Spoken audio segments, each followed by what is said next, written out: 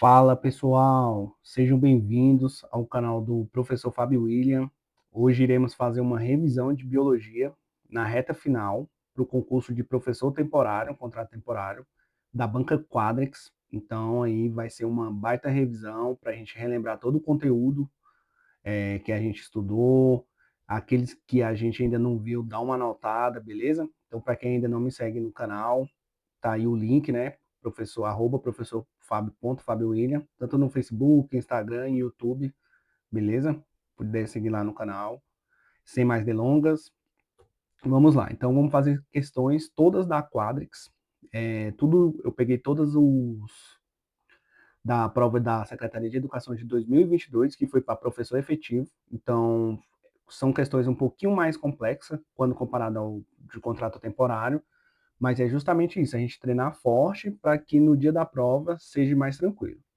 Então vamos lá. No que se refere à identidade dos seres vivos, aspectos físicos, químicos e estruturais da célula, julgue os itens. Então, questão número 1. Quando comparada a mesma quantidade de energia liberada pela massa de glicose degradada, os ácidos graxos são uma fonte de energia mais eficiente que os açúcares. E, pessoal, lembrando que vocês podem dar uma pausa, tentar fazer vocês mesmos, né? Vai testando, um momento de vocês estarem testando também, né? Simulando ali a prova. Tentem fazer, certo, errado, vai anotando no caderninho, que isso vai ajudar bastante vocês. São questões aí da banca quadros e é uma preparação muito boa aí na reta final. Então, o que vocês colocariam aí nessa questão? Então, olha lá, está comparando, né? Tanto o carboidrato com a glicose. Então, o carboidrato, que é a glicose, com os ácidos graxos, que são os lipídios, né, as gorduras. Então, pessoal, essa questão aqui tá certa. Por quê? Porque os ácidos graxos, vamos colocar aqui que eles estão a mesma energia liberada de massa. Quando comparado os dois, o ácido graxo ele é mais eficiente, beleza? Então, apesar que o açúcar nosso corpo utiliza ele primeiro, né, como fonte de energia, por ele ser degradado mais rápido, mas os lipídios eles são mais eficientes, beleza? Da questão energética. Então, a questão de bioquímica, né, entra na questão de bioquímica, a questão um pouco difícil, beleza? Mas provavelmente pode estar aí na prova aí de domingo. Então, continuando ainda, né, no que se refere à identidade dos seres vivos, aspectos físicos, químicos e estruturais da célula, agora é falando sobre as proteínas. Questão 2. As proteínas podem desempenhar diversas funções em um organismo, como o transporte de substâncias, a defesa imunológica e a catálise de processos biológicos. E pessoal, o que vocês. Mesma coisa, o que vocês acham? Então, ó, vou botar aqui o marca-texto. Então, as proteínas podem desempenhar diversas funções em um organismo, como o transporte de substâncias. Então, a gente vai lembrar lá na nossa hemácia, a gente tem a hemoglobina, né? Que vai carregar tanto o oxigênio como o gás carbônico, o CO2. Na defesa imunológica, a gente tem os anticorpos. E na catálise de processo biológico, a gente está falando aqui das enzimas. Então, essa questão certinha, né? Ele deu toda a definição aí das proteínas e as funções que ela pode estar desempenhando no organismo. Beleza? Então, certinha a questão. Essa aí é bem tranquila. Então, na questão 3, continuando ainda, questão 3, dentro da mesma pergunta, olha só, essa questão aqui é bem interessante. Tem que fazer, lógico que no dia vai dar aquele nervosismo, ansiedade, a gente tem que ler bem devagar para não deixar a banca nos enganar, né? Na pressa lendo, olha lá essa questão. Ó, o exoesqueleto dos artrópodes é formado por quitina. Aí a gente tem que lembrar o que é quitina. Uma proteína composta por monômeros de N-acetil glicosamina, né? Então aí bota o nome aqui, aí você, meu Deus, e agora, né? Só que aqui, ó, só olhar aqui a questão da proteína, a gente já vê que tá errado. Por quê? Porque a quitina, ela é um carboidrato, né? Um polissacarídeo. Então, aí fazendo uma revisão de carboidratos, a gente tem lá os monossacarídeos, né? Aí depois a gente tem os oligosacarídeos e temos os polissacarídeos, quitina, que está ali na parede celular ali dos fungos, ali na questão do protegendo o exoesqueleto dos artrópodes, né? Nós temos o amido, temos o glicogênio, a reserva animal, o amido, reserva vegetal, beleza? Então não confundir, aqui é carboidrato, ele botou proteína, quis aí enganar, né? mas ele não vai enganar, a gente está preparado para esse tipo de questão. Então, questão errada, né? Então, questão 4, agora, a respeito dos múltiplos aspectos relacionados aos processos de obtenção de energia pelos seres vivos, julgue os itens. Então, agora entra na questão de produção de energia, que também está na área de bioquímica, né? Na questão de metabolismo energético. Entra tanto a fotossíntese como a respiração celular. Aqui é uma questão já mais radical. Então, a gente tem que ler com bastante atenção a questão. Tranquilo? Então, ó, embora a sequência de reações da conversão de glicose a piruvato seja conservada, a localização intracelular difere entre eucariotos e procariotos. Então, aqui, eucariotos, né, são células que têm a membrana nuclear, ali o núcleo individualizado, e procariotos não têm a membrana nuclear, que ali vai ter o nucleolo, né? Ainda não vai ter a formação do núcleo. Ó, em procariotos, ela ocorre no citoplasma e em eucariotos na mitocôndria. Então, a gente tem que lembrar aonde é que ocorre essa conversão de glicose em piruvato. Então, a gente lembra que é a glicólise, né? Então, a glicólise, e ela ocorre lá no citoplasma. A glicólise, então, não é aqui na mitocôndria. Ela ocorre no citoplasma. Depois que ocorre a glicose, a formação do piruvato, que aí vai lá para o ciclo de Krebs e depois para a cadeia respiratória. Que isso aí já é processo que vai ocorrer, tanto o ciclo de Krebs como a cadeia respiratória ocorre em regiões diferentes da mitocôndria, beleza? Mas inicialmente aqui, esse primeiro momento também é no citoplasma, beleza? Então essa questão aqui está errada, uma questão difícil, mas que a banca Quadrix gosta bastante dessa questão de metabolismo energético. Questão errada, né? Porque ocorre lá no citoplasma também. Continuando, metabolismo energético, obtenção de energia dos seres vivos. Questão 5. Ó, algumas bactérias realizam fotossíntese anoxinogênica. Anoxinogênica, isso. Então, o que é isso, né? Sem a presença de oxigênio. Aí aqui a gente já mataria a questão. Processo que ocorre na presença de luz, então vai ocorrer na presença de luz e que utiliza como doadores de elétrons a molécula de H2S ou H2. Então, essa fotossíntese, ela é bem similar, ela é parecida, né? Precisa da luz solar, assim como em plantas e algas, só que em vez do doador ser a água, né? O doador de elétrons, que lá na fotossíntese é a água, né? H2O. Aqui vai ser o H2S, que aqui é o sulfeto de hidróxido, né? Ou é hidróxido de sulfeto? É sulfeto de hidróxido. Exatamente. Então aqui o H2S é o doador, em vez da água. E o interessante é que o produto que vai ser gerado desse H2S vai ser o enxofre, né? Enxofre, isso. Só ver aqui como é que escreve direitinho. Essa minha canetinha aqui é... Mas aqui, ó. Então, o produto, né? Mas o importante é saber as etapas. Aqui é mais um adentro mesmo. Mas aqui, então, essa questão aqui tá certinho. Mas é só lembrar que a anoxinogênica não tem ali a questão do oxigênio, vai ter a questão da luz, só que em vez do doador de elétrons ser a água, vai ser esse sulfeto de hidróxido de sulfeto. Beleza? Então, questão certinha. Com relação a teorias evolucionistas de Darwin e Lamarck, então aqui entra evolução, né? Uma questão também Quadrix, todas as provas, quando é professor de biologia, sempre trazem esses temas, né? De evolução, questão certa, principalmente aí na banca Quadrix. Então, ó, conforme a teoria lamarckiana, eu conheço como lamarckista, né? Mas conforme a teoria lamarckiana, o princípio do uso e desuso, então a gente já marca aqui, ó, o princípio do uso e desuso, que são as leis, né? Que o Lamarck propôs. Postula que partes do corpo utilizada extensivamente tornam-se maiores e mais fortes, enquanto aqueles que não são utilizados acabam atrofiando. Então, atrofiando, ele vai perdendo ali a sua função, né? Então, quanto mais utiliza, mais forte ele fica e desenvolve. Então, tá correto. Isso aí são as duas leis que o Lamarck propôs, né? O Lamarck foi um cara muito importante, um naturalista. Foi ali não foi um dos primeiros a falar de evolução, mas foi um dos mais, os mais marcantes, né? Quando tudo começou ali da evolução. Dali surgiu o Darwin, que revolucionou, né? Com a seleção natural, mas o Lamarck também teve um papel muito importante. Então, a lei do uso e desuso, que ele fala que quanto mais utiliza um membro, mais ele vai se desenvolver, e tem a lei das características adquiridas, né? Apesar de algumas falhas, mas teve um papel muito importante. Então, essa questão é certinha. Então, com relação ainda, continuando com as teorias evolucionistas, continuando aqui com Lamarck. Lamarck, ao comparar espécies vivas com fósseis, descobriu o que pareciam ser linhas de descendência. Então, ele comparou, né, os fósseis com seres vivos, para as quais cada série de fósseis antigos e recentes poderiam levar a uma espécie atual. E aí, pessoal, o que vocês acham dessa questão? Questão um pouquinho mais complicada, assim. Geralmente, quando a gente fala de Lamarck, fala lá das duas leis dele, né? Nunca, geralmente, questões trazendo relacionado a fósseis. Mas essa questão tá certinha, beleza? Questão certa.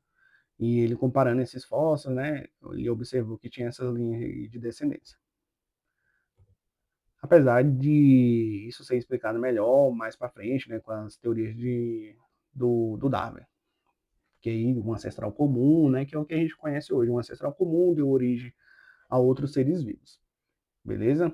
Então, continuando, questão 8. Quanto aos diversos aspectos relacionados à defesa do organismo, então aqui a gente já entra na imunologia, um assunto bem difícil. Contra patógenos, julgue o item. Ó, as células T ou células B, quando ativadas em resposta a um antígeno específico, proliferam-se por mitose. Então, algumas dessas novas células tornam-se células efetoras, enquanto outras tornam-se células de memória. Então, é uma questão que ela vai exigir que você tenha um domínio da questão de imunologia, lembrar que existe as células T, tem a CD4, CD8, tem as células B. Aí, quando ativadas por um antígeno específico, proliferam-se por mitose, então tem que lembrar mitose. E algumas dessas novas células tornam-se efetoras, por exemplo, as células B, elas vão se transformar, né, em plasmócitos, e esses plasmócitos vão fazer a produção de anticorpos, enquanto outras vão se tornar células de memória. Então é uma questão bem tranquilo, só que vocês veem que faz um link ali em mitose, a identificação das células, o papel dela, mas a questão está correta, beleza? Então essa questão de imunologia pega muita gente, é um pouquinho mais complexo, mas aqui a gente vê mais ou menos como é que a banca gosta de cobrar, dá uma revisada nessa parte aí também. Considerando agora o sistema digestório e o sistema excretor humano, julgue os itens. Então, esse sistema excretor, eles utilizam ainda, mas, assim, é o sistema urinário, né?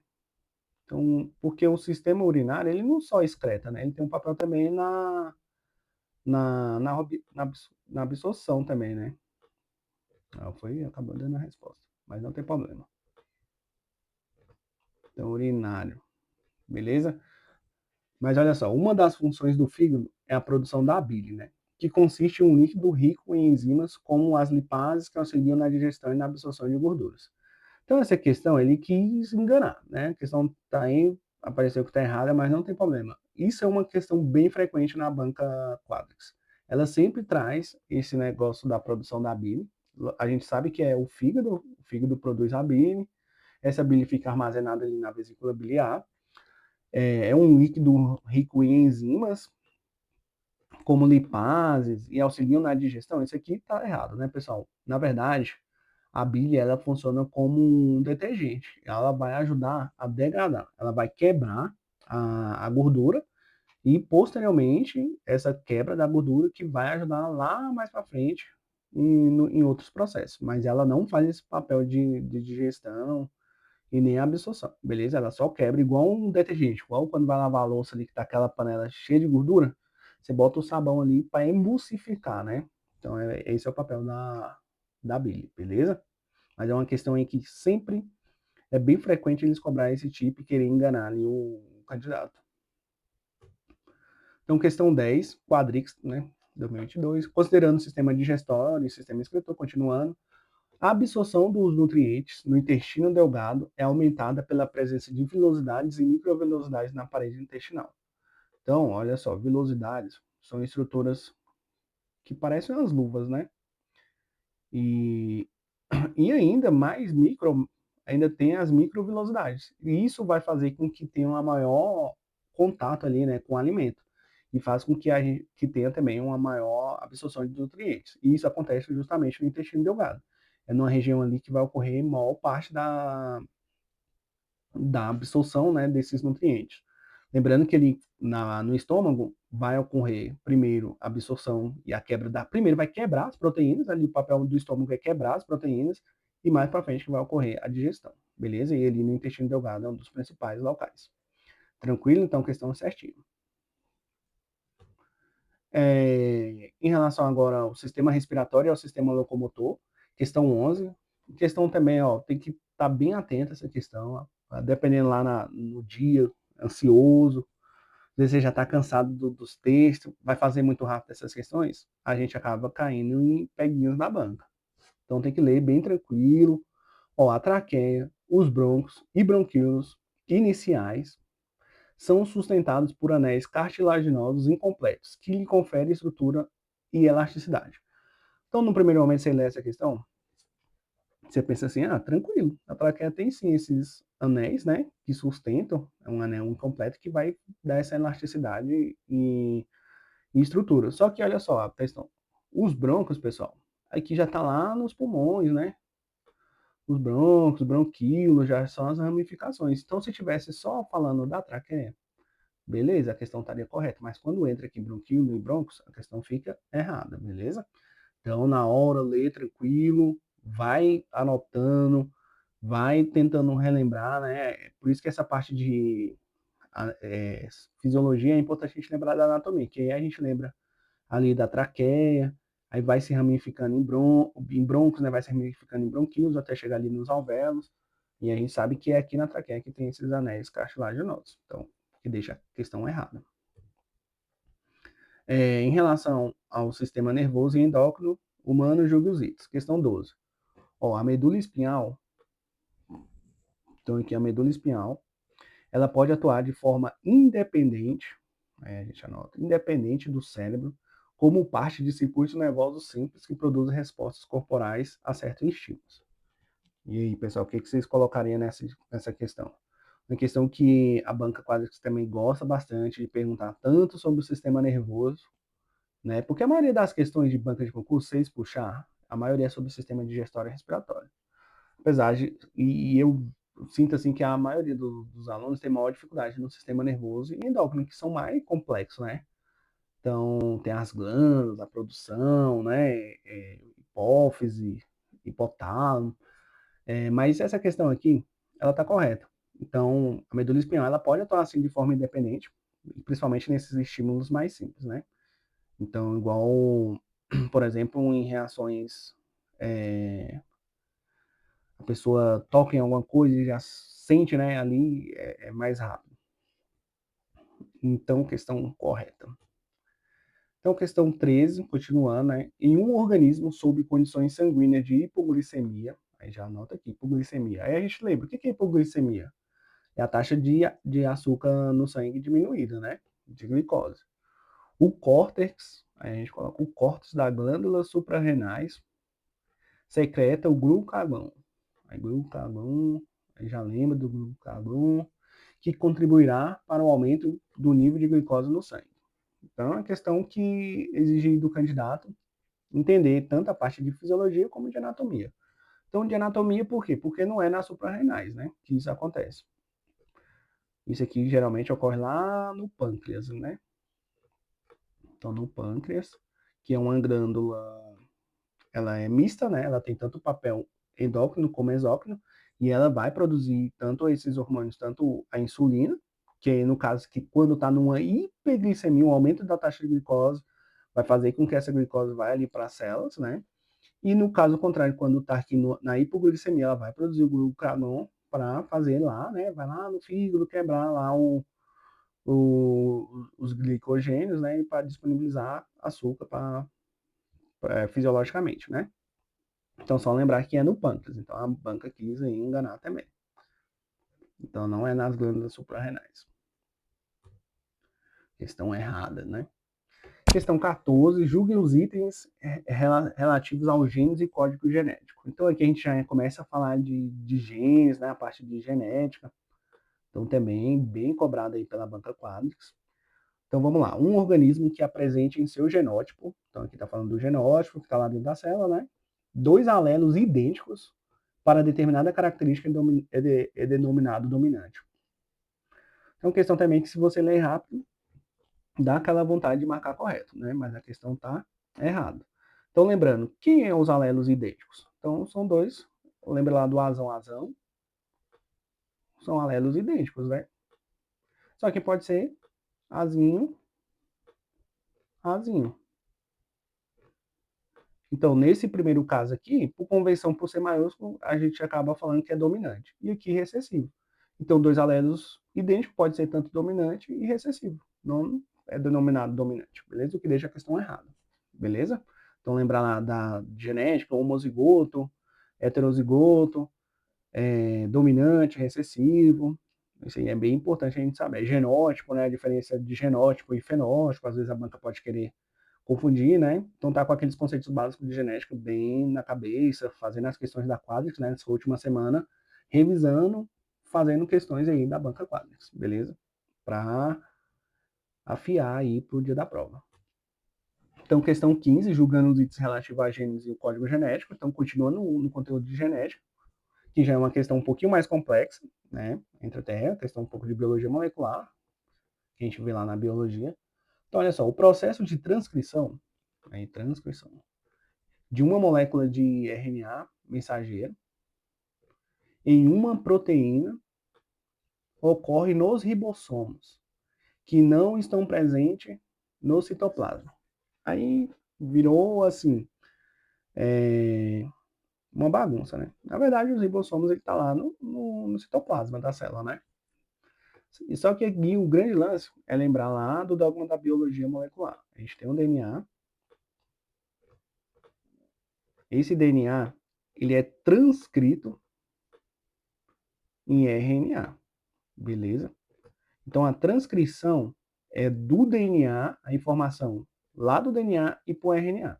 Então não é do RNA mensageiro em proteína. Esse mecanismo aí a gente chama de tradução. Quando vai do RNA para a proteína, a gente chama de tradução.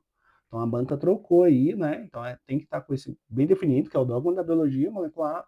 DNA ele é transcrito em RNA e ele é traduzido em proteína, beleza? Então a banca quis confundir. Então a questão está errada. Questão 16, continuando em genética. Em uma célula eucariota, a molécula de DNA nuclear ela é composta por 22% de adenina, 22% de adenina. Portanto, essa molécula contém 22 de citosina.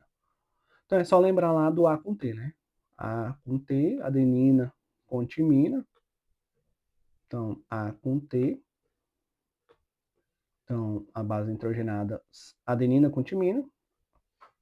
E C com G, né? Aqui são as pontes de hidrogênio, ligações de hidrogênio, né? Que eu estou fazendo aqui. Às vezes vai que a banca cobra. Eu acho um pouco improvável. Já é questão bem mais complexa. Eu acho que a banca quadra não acredito. Mas aqui ela quis confundir. Então, se tem 22% de adenina, você vai ter 22% de timina, não de citosina, beleza? Que é lá de Chargaff, né? As razões de Chargaff, ele que trabalhava essa questão das porcentagens, beleza? Então tem que lembrar do A com T e C com G. Então a questão tá errada, né? Questão 17, quanto aos ecossistemas brasileiros, então, bem cobrado, né? Os biomas brasileiros, é bom a gente sempre dar uma lida, quais são os biomas, como é que é a vegetação, como é que é o clima, a fauna. Geralmente eles cobram muito a questão da vegetação. Vegetação, pluviosidade, então cobram bastante esse assunto. Então, prevalecidos pelo clima semiárido, então já anota aqui, semiárido, as árvores do bioma caatinga, então tá falando da caatinga, são muito peculiares, com troncos tortos, cobertos por uma cortiça é a proteção ali, né, a casca grossa, com folhas geralmente grandes e rígidas. Então misturou muita coisa aqui, né, pessoal? Essa questão aqui, ela tá errada. Então, prevalecendo no clima semiárido, as árvores do bioma caatinga são muito peculiares com troncos tortos. Tronco torto a gente lembra do cerrado, né? O cerrado ele tem uns troncos tortos. um solo ele pobre em nutrientes, mas ele tem muito alumínio, ácido, né? E tem essa característica mais torta.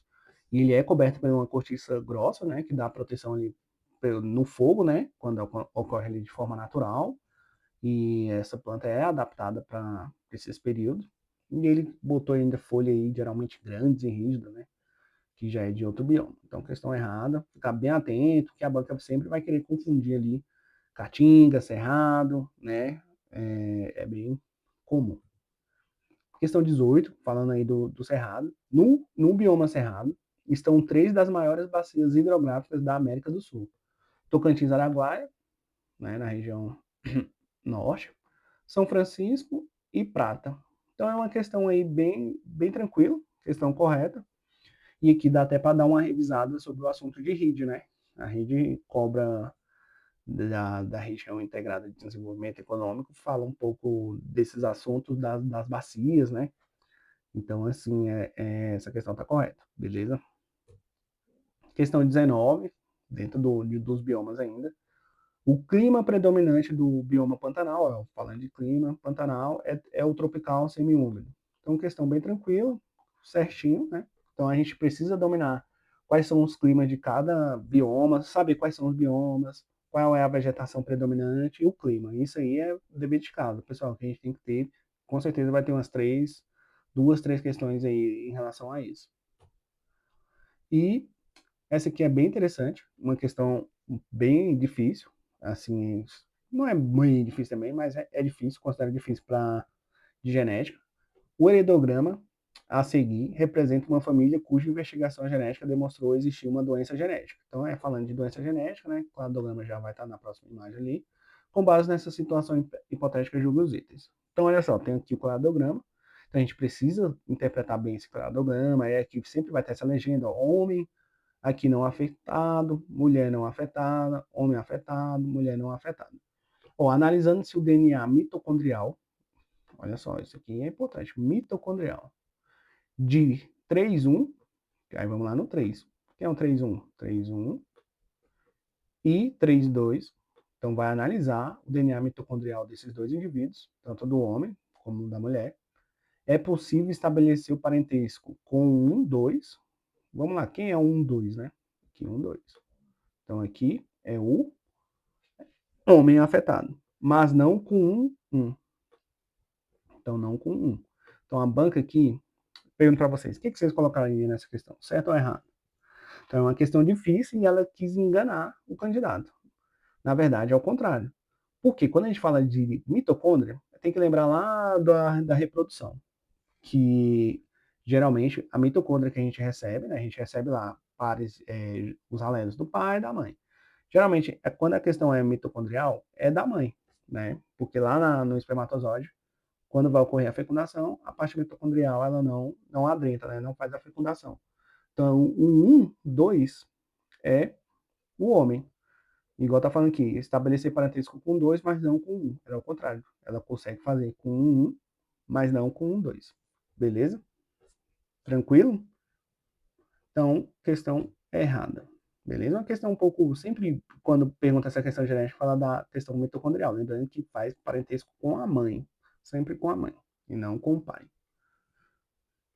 E é isso, pessoal. Questões aí para revisar aí nessa reta final. Poder curtir, comentar, se inscrever no canal, vai ajudar muito aí o meu trabalho. Aí tá minhas redes sociais, @professor Fábio William. Se vocês puderem curtir, compartilhar esse vídeo com alguém que está se preparando, está estudando, assim como vocês, beleza?